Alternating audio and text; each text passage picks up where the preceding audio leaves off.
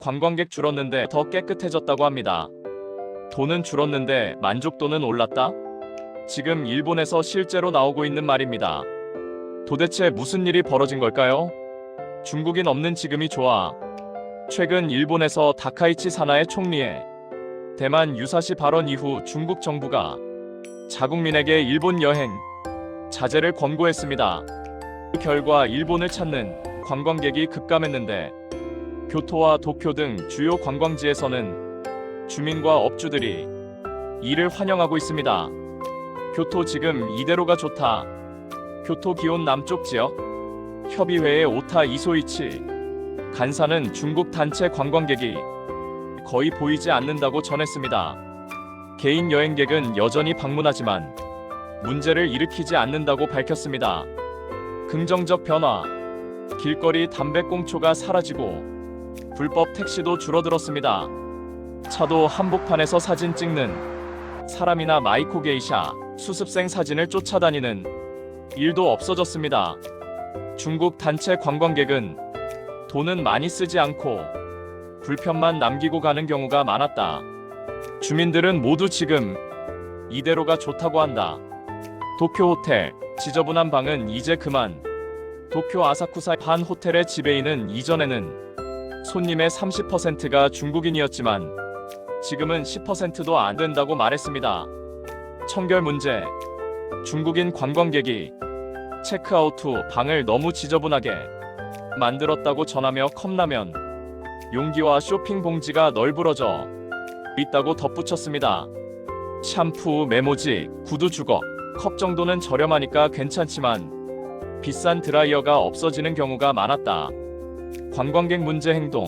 시라카와고의 한 민박 여주인은 관광객들이 여전히 길거리에 쓰레기를 버리고 사유지에 뛰어드는 경우가 있다고 우려를 표했습니다. 자제령 해제 후 걱정되는 건 자제령이 해제되면 관광객이 더 늘어날까 걱정이라고 전했습니다. 홋카이도의 BA 지역에서도 비슷한 상황이 이어지고 있습니다. 한 농부는 중국인 관광객들이 길에서 용변을 보는 경우도 있다고 말했습니다. 관광업계의 대응. 과거 코로나 시기 중국인 관광객 감소로 입은 타격을 교훈 삼아 특정 국가나 지역에 지나치게 의존하지 않도록 다양한 대응책을 마련하고 있습니다. 삿포로 호텔 여관 협동조합이 안도 마사노부 이사장은 중국 관광객 감소가 주민들에게 긍정적인 영향을 미치고 있는 가운데 관광업계는 앞으로 이 변화를 준비하고 있습니다. 이 변화가 일본 관광 산업에 어떤 영향을 미칠지 주목해 볼 필요가 있습니다. 관광객이 사라졌는데 주민들은 오히려 웃고 있습니다. 지금 일본 주요 관광지에서 벌어지는 뜻밖의 변화입니다. 중국 정부가 자국민에게 일본 여행 자제를 권고한 이후 일본을 찾는 중국 단체 관광객이 급감했습니다. 그런데 놀라운 건 지역 주민들과 일부 업주들이 이를 환영하고 있다는 점입니다. 왜 이런 반응이 나오는 걸까요? 교토에서 벌어진 변화. 교토 기온 남쪽 지역 협의회 관계자는 이렇게 말했습니다. 요즘 단체 관광객이 거의 보이지 않는다. 개인 여행객은 오지만 문제를 일으키는 경우는 드물다. 그리고 거리 풍경이 달라졌다고 합니다. 길거리 담배 꽁초 감소, 불법 택시 줄어듦, 차도 한복판에서 사진 찍는 행위 감소, 마이코 게이샤 수습생을 따라다니는 과잉 촬영 줄어듦, 즉 관광객 수가 줄자 생활 불편이 줄었다는 주장입니다. 주민들 사이에선 이런 말까지 나온다고 합니다. 지금 이대로가 좋다. 도쿄 호텔의 속사정. 도쿄 아사쿠사 인근 한 호텔 지배인도 비슷한 이야기를 했습니다. 과거엔 투숙객의 약 30%가 중국인 관광객이었지만 지금은 10%도 안 된다는 겁니다. 그가 말한 변화는 매출이 아니라 객실 상태였습니다. 체크아웃 후 방이 매우 지저분한 경우가 줄었고 일회용품 과다 사용이나 비품 분실 문제도 감소했다는 주장입니다. 하지만 여기서 중요한 건 이것입니다. 이건 일부 업장의 경험일 뿐 전체 관광객을 일반화할 수는 없습니다. 관광의 그림자. 일본이 겪어온 오버 투어리즘. 사실 일본은 오래전부터 이 문제를 겪어왔습니다. 교토사유지 무단 침입, 시라카와고 쓰레기 투기, 홋카이도 BA 농지 훼손, 도로 한복판 촬영, 교통방해.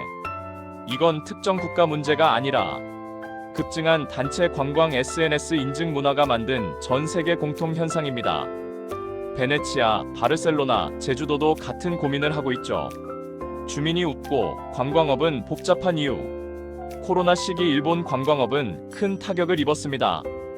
그때 배운 교훈이 하나 있습니다. 특정 국가 관광객에 지나치게 의존하면 위험하다. 지금 업계는 관광객이 줄어 주민 만족도는 오르지만 매출 구조는 다시 조정해야 하는 상황입니다. 즉, 주민 입장, 관광업 입장. 수익 불확실, 생활 환경 개선, 고객 다변화 필요, 불편 감소, 고가 관광 유치 전략, 관광의 질 vs 관광의 양.